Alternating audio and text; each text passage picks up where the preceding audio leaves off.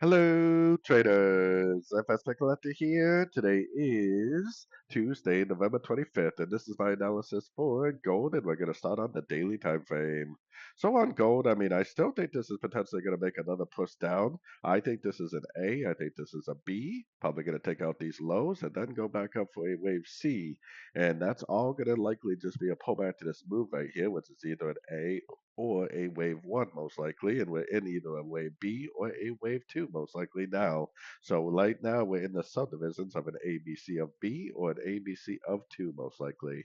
So going down to the 1 hour time frame, I had this target on here yesterday, which we did miss it by a little bit, so we possibly could get it one more push up to hit that target. So we have our Fibonacci retracement from here to here because it would make sense if this was a 1, 2, 3, 4, 5 pattern, go up, hit our target, and then go down. But I think that it is an A, B, C pattern, like I showed on the higher time frames. And this is your bigger wave A, this is your wave B, and then potentially down for a wave C.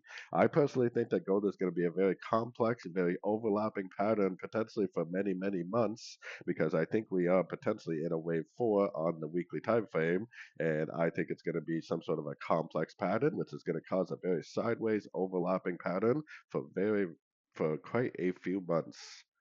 So anyways, don't forget to check out my website linked over here in the corner. And as always, thank you for watching and happy trading.